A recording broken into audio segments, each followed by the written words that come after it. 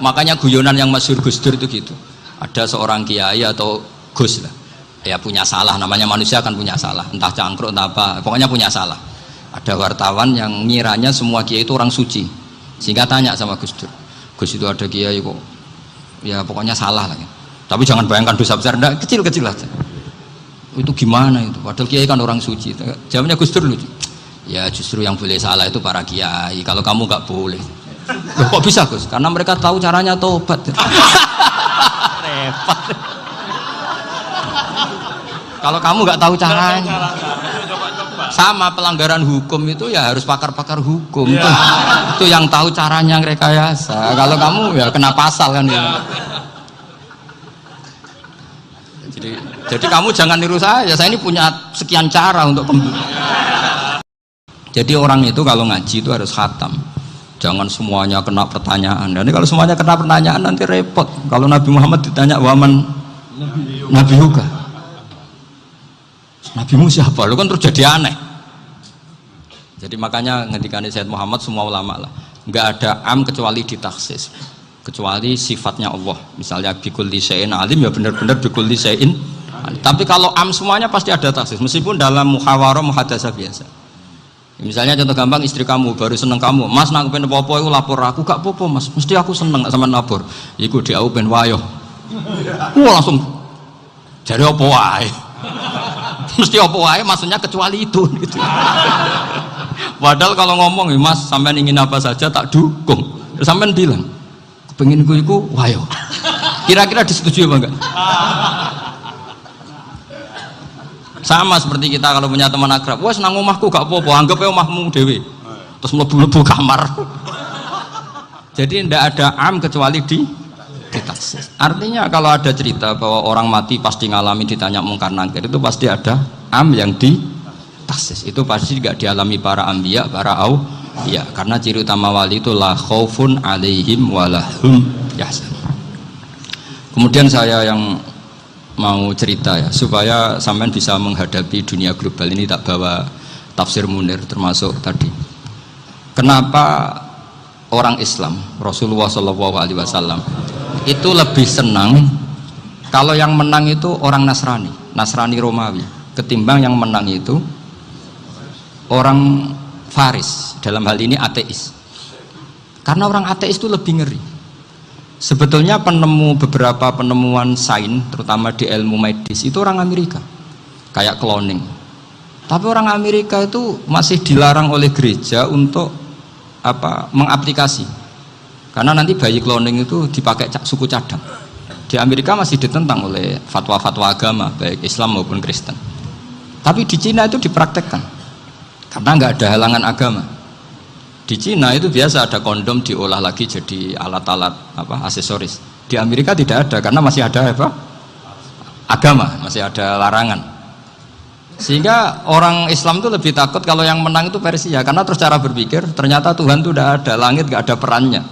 Jadi ketika yang menang Nasrani masih berpikir itu pertolongan Tuhan, meskipun mungkin cara mengatakan Tuhan beda dengan kita. Tapi ada satu kesamaan bahwa kekuatan samawi itu ada. Itu disebut ghulibatir rum fi adnal ardi wa hum min ba'di ghalabihim saghlibun. Di sini diterangkan oleh Syekh Nawawi supaya kamu tidak salah paham. Sebetulnya kamu katakan misalnya wah itu paham liberal, sebenarnya saya tidak tersiksa. Cuma takut yang mengatakan seperti itu cek goblokir atau ngaji gitu. Itu aja masalah saya. Ini saya baca ini karangannya Syekh Nawawi, karena tadi kata Mbak Firjon ngaji itu harus sama orang yang bersanad. Saya ini kalah sama beliau itu berkali-kali. Secara nasab saya harus manggil Mbah. Secara silsilah ilmu saya juga kalah lagi. Saya sering disewani sama cucu-cucu Syekhona Khalil. Kiai Siddiq itu termasuk murid dekat beliau, Syekhona Khalil. Kalau itu berarti kan Gus Firjon, Ahmad, terus Mbah Siddiq. Mbah Siddiq ngaji Syekhona Khalil. Syekhona Khalil itu pernah ngaji langsung sama Sayyid Zaini Tahlan. Berarti beliau dari Sayyid Zaini Tahlan itu baru generasi kelima. Sementara saya itu sudah ke-7 atau ke-6. Saya, Mbah Mun, Mbah Karim misalnya, Mbah Hashim, Mbah Mahfud Termas, Sayyid Abi Bakar Sato yang arangnya Anatul Tolibin, baru Sayyid Zaini Tahlan. Berarti saya ke-7, kalah lagi. Tapi untuk jadi wali biasanya cepat saya. Karena syaratnya jadi mbah itu ngalah demi putu. Jadi kalau beliau ngotot, saya dulu Gusti, saya mbahnya, wah itu mbah yang nggak baik. Pasti jatahnya dikasihkan apa? Cucunya dulu. Makanya Abdul Muthalib itu orang yang dapat wangsit, tapi yang jadi nabi itu cucunya. Jadi dalil saya banyak. Sebenarnya Abdul Muthalib itu sudah sering dapat wangsit, karena saya bahasakan wahyu, nabi yang protes, enggak nabi kok dapat wahyu. Tapi sebetulnya Abdul Muthalib itu masyhur, kalimat-kalimatnya menunjukkan bahwa beliau itu sudah dapat wahyu kalau nanti cucunya itu jadi apa? Nabi. Makanya senangnya bukan main Abdul Muthalib sama Rasulullah. Putu seneng, mbah seneng putu. Jadi mungkin, jadi sampean enggak usah protes loh. Yang jadi wali kok cucunya. Dulu betul. Dulu Mbah Hamid Pasuruan itu kalau Mbah Ahmad Siddiq ke sana, Mbah Hamid Pasuruan kalau manggil Mbah Ahmad Siddiq itu paman. Tapi pamannya minta ijazah ke ponaan. Apa ya gara-gara itu memang. Kalau itu masih berlaku apa? Ngalah tadi. Kayaknya masih apa? Hawane masih. Hawane masih. Karena melihat tren-tren langit masih gitu kayaknya masih. Masih itu. Ya, tapi mbahnya tetap dapat jatah, tenang saja nanti. Tapi memang sebaiknya mbah itu legowo. Rasulullah Muhammad SAW itu terkenal min dzurriyyati Ibrahim. Tapi kata Rasulullah, ana dakwatu Ibrahim wa bisyaratu Isa. Aku nganti ngene iki barokah dongane Nabi siapa? Ibrahim. Jadi dongane Nabi Ibrahim ya tiba teng putu. Jadi banyak bukti bahwa jatuhnya ke putu gitu. Tadi saya di kamar sama beliau berduaan. Nih Mbah sing dadi wali di sini, aku webang. Cocokan tadi. Nah, kenapa saya akhir-akhir ini gulirkan daftar wali? Kenapa? Saya ini resah ya, orang sudah ingin dicintai pejabat, dicintai tetangga, dicintai teman. Tapi kadang-kadang orang lupa lagi dicintai Allah. Makanya saya meskipun guyon, tapi ini amdan, bukan sahwan. Supaya orang punya cita-cita lagi jadi wali, ingin dicintai Allah. Kita ini terlalu lama ingin dicintai makhluk, Mbok ya naik kelas sedikit lah. Ingin dicintai Allah Subhanahu wa Ta'ala. Meskipun saya guyon, tapi tadi guyon saya tuh lebih serius ketimbang serius Anda. Karena tak pikir saya tuh kalau pergi itu seneng ngebis, bukan karena saya tidak punya mobil, tapi saya sering mau butuh itu supaya nggak diganggu. Karena saya tuh harus punya waktu sendiri. Kalau bis kan ketemu orang nggak kenal, tapi sekarang ya agak susah, banyak yang kenal. Dan susahnya lagi nggak minta ijazah, minta foto. Repot tuh. Mau dibenci itu umatnya Rasulullah Shallallahu Alaihi Wasallam. Mau disetujui itu sanatnya mana? Kalau ketemu orang alim minta apa? Foto. Itu nggak ada sanatnya. Nggak tahu saya itu mazhab dari mana itu. Ya mazhab milenial yang jelas itu kan. Ini tak baca ya biar dapat, karena ini kenangan saya sama Mbah Ahmad Siddiq. Saya masih ingat betul beliau ngisi hallnya Mbah Abdullah bin Umar, berarti abahnya Mbah Hamid. Karena mbah saya itu Fatimah binti Khalid bin Umar, kalau Mbah Hamid itu Hamid bin Abdullah bin Umar.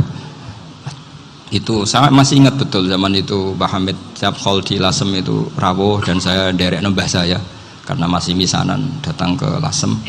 Itu beliau pas itu ngisi sama Mbah Mun. Mbah Mun masih muda, Ki Ahmad Siddiq sepuh senior. Itu beliau cerita bahwa dulu ketika Indonesia dijajah Jepang itu para kiai mimpi dibacakan ayat Khulifatir Rum fi adnal ardi wa hum min ba'di ghalabihim. Terus ada kiai yang tanya, takwilannya gimana? Ya nanti Jepang pulang bukan karena kita yang mengalahkan, tapi Jepang ada yang mengalahkan sendiri meskipun tidak kita. Kayak dulu Faris tidak dikalahkan Islam tapi dikalahkan Romawi, tapi yang senang umat Islam. Wa yauma idzi yafrahul mu'min. Itu luar biasa ulama-ulama kita. Delalah kejadiannya Indonesia seperti itu. Yaitu kita tidak mengalahkan Jepang, tapi Jepang pulang sendiri karena dikalahkan apa? Sekutu. Ya ini saya baca. Ini tidak usah dicek bacanya benar apa enggak. Sudah aman apa? Aman. Karena kalau saya salah itu ya sengaja. Artinya ya sengaja. Ya biasa maksudnya. Saya kemarin ngisi di Pondok Peloso, di Pondok Al Munawir Jogja. Salah itu ada dua, ada salah memang benar-benar salah. Itu nggak apa-apa, bisa dimakfu. Karena mesti sangke wong goblok salah yang terus itu. Ada salah bawaan ilmu, itu repot tuh dadaninnya. Karena misalnya kita yang biasa belajar qiraat safah wayah sibuhu, mesti diulang lagi wayah sabuhu. Karena qiraahnya Imam Asim itu hasibah ya sabu bi fathis sin. Sementara kita kalau ngaji kitab kulino yahsib. Sehingga kita yang biasa belajar sabah itu kalau baca kitab itu kayak orang bingung. Kadang-kadang yang ngaji juga bingung. Gus Pak mau di bulan pilih ya tepat-tepatan. Ada yang mengatakan Gus Pak bingung, ada yang mengatakan Gus Pak alim alama ya tepat-tepatan nasib tadi. Karena memang ya sabah memang seperti itu. Misalnya kufuan itu Imam Asim baca kufuan. Tapi beliau punya murid namanya Syu'bah. Itu kalau baca kuf'an. Makanya kita itu, ini kan khataman Quran ya. Jadi saya menyinggung sedikit tentang qiraah sabah. Tadi beliau juga sudah tak kasih kitab saya Hifdzuna Liyadal Mushaf. Sama tak ajari latihan sabah. Memang angel ya. Makanya yang nggak bisa itu wong pinter. Sudah tahu angel ya nggak usah diteruskan kan. Orang menghindari barang angel itu pinter apa goblok? Pinter.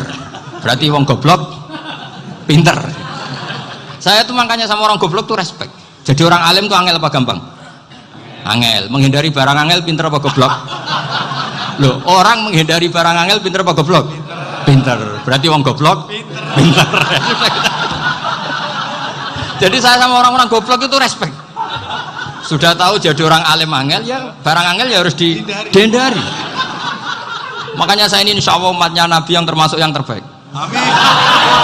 Karena mencintai umatnya Nabi termasuk yang goblok. Waduh. Itu tidak gampang itu. Karena tadi sudah tahu ya. Seperti itu loh orang naik panjat pinang itu. Itu yang naik karena ingin hadiah. Yang nonton sudah tahu wah licin kok dinaikin mau keplodok ya. Tapi orang sepakat yang nonton juga pinter karena sudah tahu ribet kok. Tukun yang pasar kena lah apa mana. Sama juga gitu. Ngalim tafsir angel, ngalim fikih angel. Tapi karek ngaji ngerekam kan gampang. Itu pinter apa goblok? Pinter. Iya. Makanya kula niku mbok burohno ngono tok. Saya tadi dinasihati Mbak Firjon, muga-muga hati saya selamat. Saya itu meskipun kata orang banyak, muhibbin saya banyak, tapi saya insya Allah tidak riya. Saya itu pakai kitab namanya Tasbidul Fuad, itu karangannya Said Abdul Al-Haddad. Ketika beliau punya muhibbin banyak ditanya, bagaimana ya Habib Anda menjaga hati Anda? Jamnya Said Abdul Al-Haddad itu nih, innama azzamu Allah. Mereka itu sebenarnya menghormati Allah, cuma butuh sarana, dan itu saya. Jadi saya tahu sampean semua itu mencintai Quran, mencintai sunnah Rasul, mencintai hadis-hadis Rasul. Cuma sampean kan karena nggak paham, terus manfaatkan saya. Jadi sebenarnya saya ini korban. Korban. Jadi saya mau riak gimana? Korban kok mau. Bangganya di mana tuh? Coba sampean misalnya ngaji tafsir, belajar sendiri kan susah. Terkibnya susah, maknanya susah. Bahkan beli kitabnya kadang nggak kuat. Loh, untuk jadi alim tafsir itu kan harus beli kitab. Loh, saya sering belajar kitab itu jutaan. Tafsir Tobari, saya pernah beli kitab Fakhrur Razi itu berapa coba? 27 jilid. Karangannya Fakhrur, belum karangannya ulama modern Imam Sa'rawi. Itu berapa jilid? Itu jutaan. Saya kemarin juga dihadiahi kitab Pak Quraish Shihab namanya Faidul Bari fi Syarhil Bukhari. Pak Quraish Shihab yang terkenal. Dia sering diskusi sama saya. Saya ngasih hadiah beliau ngasih hadiah saya. Wah itu harganya nggak kuat. Tidak kuat kadang di Indonesia nggak ada coba. Dan sama orang hebat menghindari kesulitan itu. Nah, kesulitan itu, sebab ngaji ikut, kalau nggak paham dirukok rekamannya sudah gitu. Pinter mana sampean sama saya? Pinter sampean kan? Bikin sosis susah, beli aja kok repot kan? Makanya nggak boleh orang bilang, wah aku goblok reso tafsir, aku wong pinter. Makanya nanti kalau saya ketemu Nabi tidak termasuk orang yang mentahkir orang Islam. Kafabil mari isman ayah kira akhahul muslim. Jadi cukup orang itu dosa kalau menyepelekan orang Islam, termasuk darani sampean goblok itu dosa. Caranya enggak darani goblok ya tadi di logika tadi. Alim itu angel, ngendari angel itu pinter, berarti wong bodoh pinter ya sudah gitu. Tapi tetap bodoh. Tapi ini satu cara untuk saya respect gitu. Coba orang yang ngaji tafsir saya banyak, mungkin ribuan. Itu sebetulnya mencintai Quran. Karena Quran adalah kitab suci yang panduannya umat Islam. Sangat mencintai Quran. Terus kemudian mereka nggak paham. Terus mencari orang yang memahamkan. Burono lah cara Jawane. Terus keren saya itu di mana coba? Lah terus mereka kurang ajarnya gini, kalau paham itu ya alhamdulillah paham. Kowe nak ngajine Gus Bae ngono tok. Tapi nek ora paham, ora nyalano akale. Mari Gus Bae nerangno cepet mulane gak paham. Ora kok nyalano teke sing lelet. Maksud kan masyaallah naudzubillah tenan. Sebetulnya tingkat kurang ajarnya tinggi Gus. Jadi kalau nggak paham itu kadang nggak nyalahno uteke. Kayak mau misalnya, mau mari mikir aja jelas. Padahal misalnya jelas orang mesti paham, bodoh. Paham ya? Jadi kata Sayyid Abdul Haddad, innama azzamu Allah. Sebenarnya mereka itu sangat menghormati Allah. Makanya kita nggak perlu mengatakan wasilah itu kafir, nggak akan. Karena orang tawasul sama Rasulullah itu ingin dapat ridhonya Allah lewat orang yang dicintai Allah. Kita mencintai wali sebenarnya, wah itu kekasih Allah. Kita mencintai itu karena mencintai Allah. Sama seperti gini, kamu mencintai kangkung apa enggak? Sebenarnya sama sekali enggak. Tapi kamu ingin sehat, ada asupan gizi. Kamu ingin tubuh kamu sehat, butuh asupan gizi. Kemudian kamu makan kangkung. Apa terus kamu cinta kangkung? Kan enggak. Cinta kesehatan kamu sama. Orang yang mencintai saya sebenarnya ingin kepuasan rohani. Saya kan termasuk kiai yang torekonya gampang.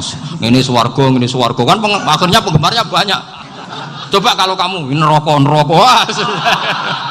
Jadi sebetulnya Anda mencintai kepuasan Anda sendiri. Nah, saya ini korban. Makanya untuk masuk surga cepat saya, korban itu cepat. Da'watul mazlum la turaddu kan gitu. Laisa bainahu wa bainallah hijab. Jadi saya kalau donga langsung seret langit. Karena mazlum. Saya sinau tafsir itu Pak, sampean bayangkan ada tafsir itu sudah 27 jilid. Sing ngarang Fakhrul Razi itu buletnya bukan main. Karena dia ahli filsafat. Buletnya Masya Allah. Sudah gitu sinau Jalalain kadang dikomen oleh Sawi. Sudah kita percaya Jalalain jebule dibuli Sawi. Percaya Sawi dikandani, "Oh iku Maliki rasa ribet." Sudah gitu sinau Qurtubi, sinau tafsir Tabari itu susahnya. Belinya susah, belajarnya susah. Padahal saya punya keluarga, punya istri, punya anak. Bayangkan kalau istri saya rewel kayak istri sampai. Wah itu. Tapi alhamdulillah enggak. Sama sekali enggak. Allah sudah milihkan, wah ini bahaya kalau punya istri rewel. Imam Sibawai itu kitabnya banyak, tapi yang terbukukan hanya Kitab Sibawai. Karena beliau kalau sudah belajar lupa istri. Hanya pas beliau di pasar, kitabnya dibakar semua sama istrinya. Karena dianggap saingannya. Ternyata yang dicerai tidak kitabnya, malah istrinya. Itu Imam siapa? Sibawai. Tapi alhamdulillah kitab saya nggak terbakar, aman. Saya teruskan ya. Jadi untuk menjaga ria dilatih innama azzamu Allah. Sebenarnya mereka itu menghormati Allah. Sehingga wasail-wasail itu sebenarnya nggak pernah jadi subjek pelaku utama, enggak. Tetap Allah. Sebab itu kata Sayyid Muhammad, kamu kok mengatakan wasilah itu kafir itu gimana? Ketika innallaha qad ba'atsa lakum taluta malika. Talut itu ya manusia. PD-nya itu apa? Inna ayata mulkihi ayyatiyakumut tabut fihi sakinatum min rabbikum wa baqiyatum mimma taraka alu Musa wa alu Haruna tahmiluhul malaikah. Jadi beliau PD itu kalau bawa sunduk semacam peti sakti, sing di situ ada baqiyatum mimma taraka alu Musa wa alu Haruna tahmiluhul malaikah.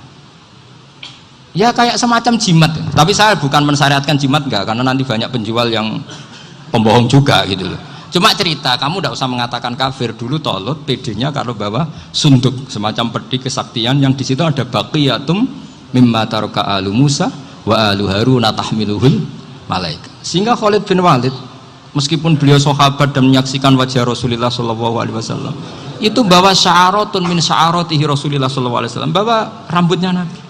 Perang kemana-mana itu diletakkan di pecinya. Nanti sama tanya lagi, masa pakai peci Khalid bin Walid ini? Wah panjang, sampai itu repot. Sampai tak warai ngaji usul fikih. Usul fikih itu kalau ngaji itu ada istilah tangkihul manat.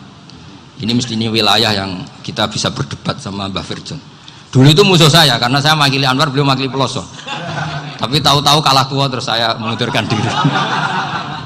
Di fikih itu ada istilah, ada tangkihul manat, ada tahqiqul manat, ada tangkihul manat. Tangkih itu kira-kira gini, lafadz hadis itu dibuang sekian untuk tahu bahwa itu madarul hukmi. Misalnya gini, tak beri contoh paling gampang.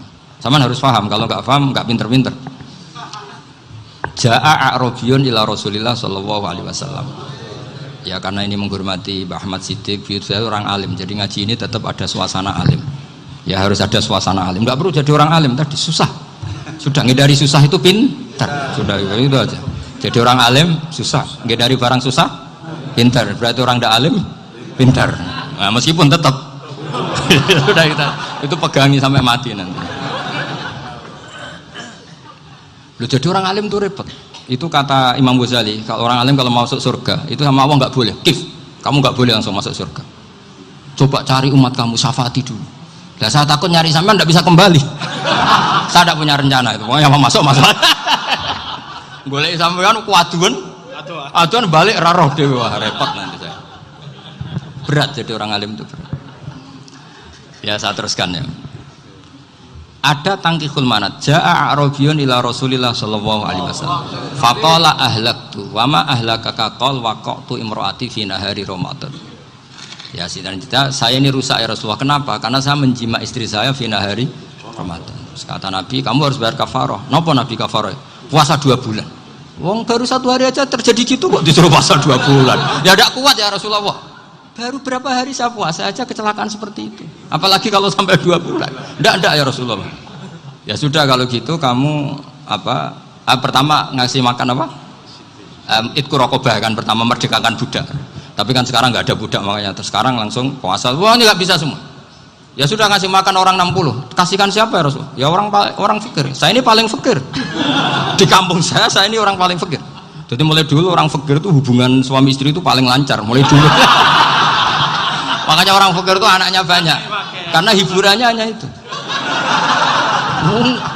Wong Ramadan aja. Coba mau ke ATM nggak punya uang, mau antri di bank nggak punya, mau apa coba? Itu mulai dulu. Ini sanatnya mutasil. Wah, akhirnya sudah sanksinya kan tadi ya itqu raqabah atau puasa 2 bulan berturut-turut atau ngasih makan 60 orang miskin. Lalu kata ahli usul fikih, kata A'rabi dibuang, nggak menjadi catatan hukum. Orang kota pun kalau melakukan itu juga kena sanksi yang sama. Imro'atau juga dibuang. Andai kan itu dilakukan untuk amatnya juga ketentuannya sama. Nah sekarang perdebatan antara Imam Syafi'i dan Imam Malik begini. Sekarang pertanyaan gini, jima istri itu hukumnya boleh apa haram? Boleh kan? Lalu kalau ada orang tanpa udzur kemudian makan siang-siang, cara Imam Malik hukumnya sama, harus kena sanksi yang sama. Karena sama-sama hadku hurmati Ramadan bi ghairi udzrin syar'iyyin. Sama-sama merusak hukum Ramadan tanpa udzur syar'. Lo jima itu tidak zina. Kan hukumnya jaiz. Nah, sekarang makan hukumnya jaiz, harusnya juga kena ketentuan yang sama. Cara pikirannya Imam Malik. Nah, alhamdulillah Imam Syafi'i gak setuju. Wah, cara setuju repot. Bahkan orang-orang Syafi'i sudah punya khilaf, kalau gitu minum dulu. Iya, biar gak kena. Iya, biar iftarnya pakai minum. Setelah minum baru jima kan. Ini sudah menyiapkan khilafnya. Ini khas Syafi'i ini, bongsong rekayasa hukum. Nanti bisa belajar jauh cara ngakali hukum. Makanya guyonan yang masyhur Gus Dur itu gitu. Ada seorang kiai atau Gus lah, ya punya salah, namanya manusia kan punya salah, entah cangkruk entah apa, pokoknya punya salah. Ada wartawan yang ngiranya semua kiai itu orang suci, sehingga tanya sama Gus Dur, Gus itu ada kiai kok ya pokoknya salah lah ya. Tapi jangan bayangkan dosa besar, enggak, kecil-kecil aja. Itu gimana itu, padahal kiai kan orang suci. Jawabnya Gus Dur lucu, ya justru yang boleh salah itu para kiai, kalau kamu nggak boleh. Loh, kok bisa Gus? Karena mereka tahu caranya tobat. Repot. Kalau kamu nggak tahu caranya, sama pelanggaran hukum itu ya harus pakar-pakar hukum. Ya. Itu yang tahu caranya rekayasa. Kalau kamu ya kena pasal kan. Ya. Jadi kamu jangan niru saya. Saya ini punya sekian cara untuk pembunuh. Nah, itu namanya khilaf. Makanya kata Sayyid Muhammad, kamu tidak usah anti khilaf. Karena Abu Hanifah itu membolehkan khilaf. Kitabul khiyal. Yang penting kamu soleh dulu. Setelah soleh nanti Allah maklumi. Soleh dulu, syaratnya soleh dulu. Kalau tidak soleh jangan. Contohnya gini, ada orang mau puasa lemes sekali, mau makan. Gampang. Kalau langsung makan kan kayak hadku hormati Ramadan biwiri udrin syar'iyyin. Aku langsung mau jembera sowan Mbah Firjon. Sudah status saya Pak musafir. Ya, sudah berangkat aja sampai Tuban makan. Nanti kalau nggak jadi ya nggak apa-apa sudah. Kan mulai pergi sudah musafir. Saya tidak tahu nanti malaikat tertarik gebuki nggak tahu. Tapi itu ada khilafnya. Asal soleh. Karena kata Sayyid Muhammad dan semua kitab mengatakan itu. Kalau sama nggak tahu ya kebablasan. Nabi Ayub, yang nabi yang terkenal Gudiken itu siapa? Ayub ya. Itu yang Israiliyatnya akan seru lah. Gudiken dikukur bek kreweng itu terlalu lah kalau itu. Untuk kreweng konti ning Arab ora ono kreweng itu sudah masalah itu.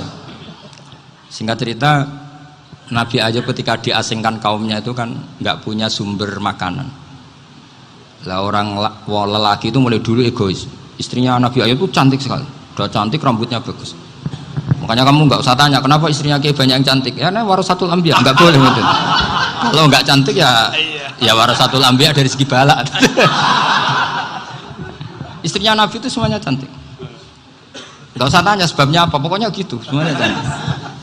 Singkat cerita, beberapa kali istrinya Nabi Ayub itu kerja demi bisa nafkahi Nabi siapa? Suatu saat itu tidak ada pekerjaan yang cukup untuk beli roti. Satu-satunya peluang dapat rezeki itu putrinya raja itu rambutnya berondoli.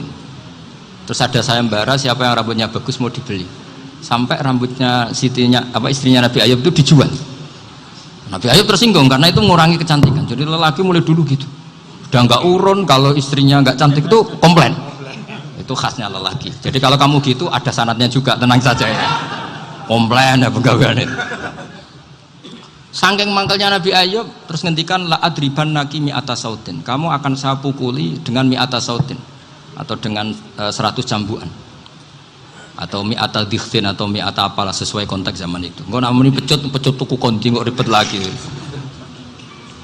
Singkat cerita akhirnya ketahuan bahwa istrinya menjual itu demi Nabi Ayub. Allah nggak ridho kalau kekasihnya yaitu istrinya Nabi Ayub wis perjuangan kayak gitu malah kena hukuman. Tapi Allah juga nggak ingin kekasihnya yang bernama Ayub melanggar sumpah. Padahal beliau sudah sumpah, wallahi demi Allah nanti tak pukul dengan 100 kali. 100 kali dengan lidi lah misalnya, contoh yang gampang tuh lidi. Akhirnya sama Allah dikasih satu solusi. Wa khud biyadika dikhtan fadrib bihi wala tahnas. Ya sudah, lidi itu ikat jumlahnya 100. Terus pukul sekali saja. Anggap saja sudah 100. Iku pangeran sing wari ngakali ngono iku pangeran. Tapi syaratnya soleh. Syaratnya soleh. Jadi kalau kamu anti khilaf berarti anti ajarannya Allah di ayat itu. Wa khud biyadika dikhtan fadrib bihi wala tahnas. Itu dulu ada, ini cerita di Ithaf. Ini cerita terakhir. Ini sudah, sama jangan nama sudah. Terus pengumuman tadi yang nggak pernah sepuh ngutang saya itu haram tadi. Karena tadi saya punya kewajiban di rumah yang bisa menggugurkan ya kewajiban yang lebih besar. Lebih besar itu ya tadi bisa pernah guru, pernah sepuh. Yang jelas nggak umur. Umur sampean menangkap itu. Tua serepot itu. Ada raja itu ganteng kaya, senengannya nikah perawan cantik. Oh, itu semua kampung mesti kenal. Mungkin digilir atau gimana pokoknya. Suatu saat ada pemuda suka sama perempuan yang di kampungnya, cantik sekali. Kemudian pemuda ini ternyata pekerja di kerajaan itu. Tiap hari ditanya, oh itu yang di kamu yang cantik siapa? Mau saya nikahin gini. Wah bahaya ini saingannya raja. Jadi yang dibidik pemuda tadi itu saingannya. Si raja ini orang yang namanya raja kan gengsinya tinggi. Kaifatan kihuha wa qad ra'aitu qad qabbalaha rajulun. Kok mbok nikah piye? Saya itu pernah melihat dicium lelaki. Wah gak mau. Gak gelem kadung ditambung lan waqat qabbalaha rajulun. Saya pernah melihat sendiri qabbalaha rajulun, dicium oleh lelaki. Wah sudah gak minat raja langsung gak keren. Suatu saat pemuda tadi nikahi perempuan itu. Rajanya marah-marah, kamu lelaki gak punya harga diri gini. Gak punya selera, gak punya harga diri, sudah pernah dicium orang kok tetap dinikah. Terus bilang ke raja, ta'rif manir rajul, lelaki itu siapa? Abuha. Kamu tahu lelaki itu siapa? Sopo? Abuha. Bapaknya. Saya kan hanya bilang rajulun. Pernah dicium lelaki. Lah pikirannya raja itu lelaki kue-kue ngene iki. Tapi butuhnya canom mau rojo ben gak sido itu aja tuhnya. Baru kayak digulirkan gitu wakot kebalah rojulun. Wah nggak mau. Setelah itu suatu saat pegawainya tadi nikahi perempuan. Kamu nggak punya harga diri gini. Kamu tahu manir rojul apa abu? Wah nak ngono aku gak apa-apa. Lah monggo sakniki wis bojo kula. Ora trimo wis diambung wis macam-macam. Lah itu namanya khilah. Apa? Khilah. Kalau di balaghah disebut tauriyah atau apalah. Tapi saya tidak ngajari sampean seperti itu. Sudah pinter sebelum saya ajarin. Bangsa ngakali kan sudah pinter. Ya ini terakhir tak baca Arabnya saja nanti. Bismillahirrahmanirrahim. Biar dapat barokahnya Syekh Nawawi juga barokahnya guru-guru. Bismillahirrahmanirrahim. Wasababu nuzuli hadil ayati annahu kana baina farisa war rumi qitalun wa kanal musyrikuna yawadduna antaghliba farisu ar-ruma li anna farisa kanu majusiyan ummiyin wal muslimuna yawadduna ghalabatar rum ala faris liqaunihim ahla kitabin. Jadi zaman dulu orang Islam lebih senang kalau yang menang itu orang Nasrani. Kalau bandingannya ateis. Karena bagaimanapun percaya kekuatan langit. Sementara orang ateis sama sekali tidak percaya kekuatan. Apapun bedanya kita dengan Nasrani itu ada kesamaan, yaitu percaya adanya kekuatan langit. Sehingga ketika orang Romawi kalah itu orang Islam ikut susah. Paham ya? Makanya ini tak baca biar sampean enggak macam-macam pikirannya. Fab'atha Kisra saat terusnya, ya pokoknya seperti itu. Akhirnya Rasulullah SAW berdoa lebih senang yang menang itu Rom karena ahli kitab. Artinya apa? Kemenangan ahli kitab adalah kemenangan makhluk atau hamba Allah yang mentautkan kekuatan kita di bumi dengan kekuatan langit.